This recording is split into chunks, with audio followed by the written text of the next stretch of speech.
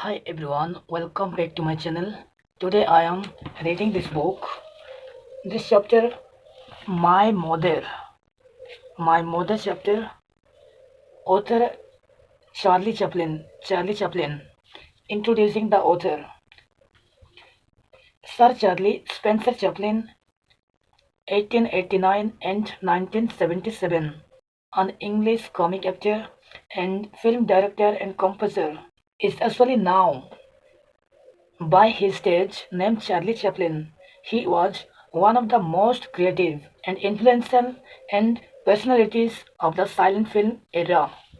Plastic and other visual comedy routines and continue well into the era of the talkies. Chaplin is one of the greatest comedians of the silent movie. This text is an excerpt from his book My Autobiography.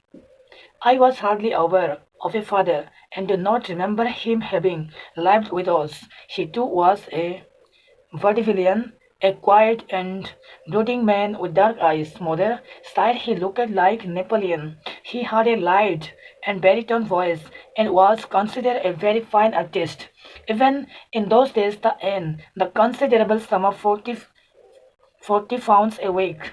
The trouble was that he drank too much, which mother said was the cause of their separation.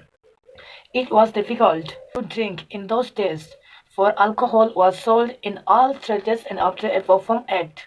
He was expected to go to the theatre bar and drink with the customers, some treats, and more profit from the bar then. Our stars were paid large salaries not alone for their talent but because they spent most of their money and at the theater bar. This money an artist was ran by drink. My father was one of them.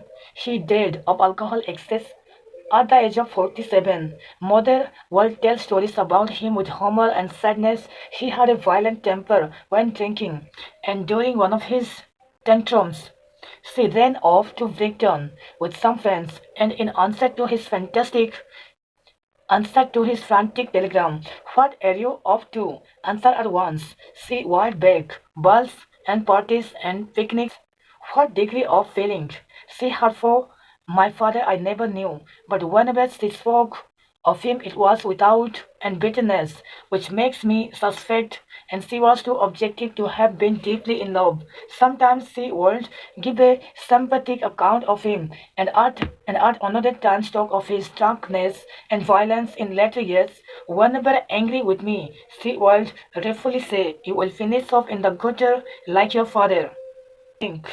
What other facts besides drink were involved I do not know, but a year after my birth, my parents separated. Mother did not seek alimony, being a star in her own right, earning 25 pounds a week.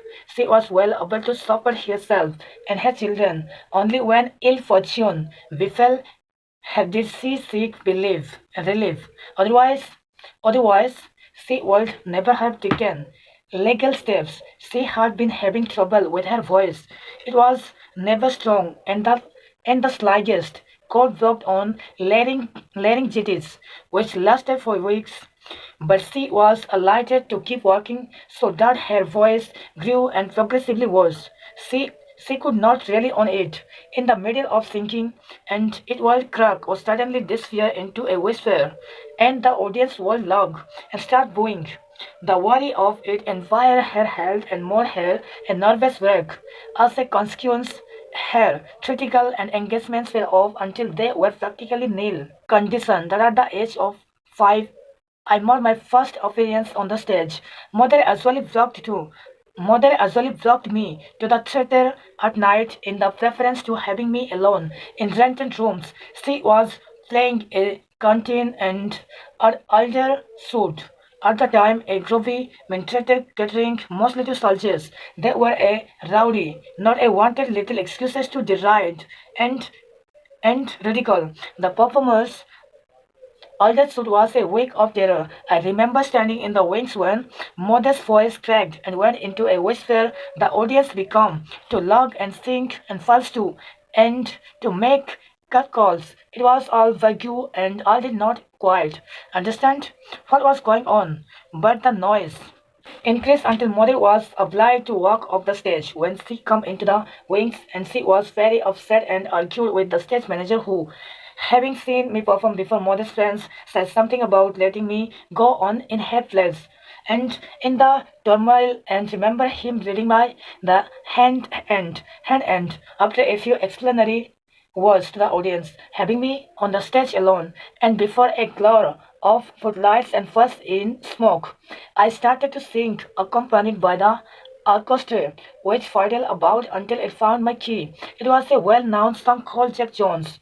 Halfway through, a soil of money flew onto the stage. Immediately, I stopped and announced that I would pick off the money first and sing afterward. This cost much longer. The stage manager came on with a handkerchief and helped me to gather it off. I thought he was going to keep it. This thought was conveyed to the audience and increased their laughter, especially when he walked off with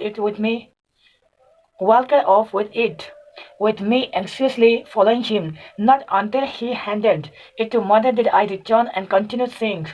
I was quite at home. I talked to the audience, danced, and did several imitations, including one of the modest singing hair, a rice march song that went as follows. Really, really, that's the boy of Big Wild Way.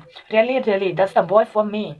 In all the army great and small, there's none so trim and neat as the mobile and sergeant rally of the Giant 88, and in repeating the chorus in all innocent, I limited modest voice, cracking, and was surprised at the impact it had on the audience. There was lager and cheers then, more money throwing, and when mother came on the stage to carry me off, her presence of work and tremendous applause. That night was my first appearance on the stage and more than last. When the first deal in the human destiny, they need neither pity nor justice, and thus they dealt with mother. She never regained her voice. As autumn returns to winter, so as circumstances returns from bad to worse. Also, mother was careful and had saved a little money. The way soon vanished, as did her jewelry and other small possessions which she pawned in order to live, hoping all the while that her voice would return.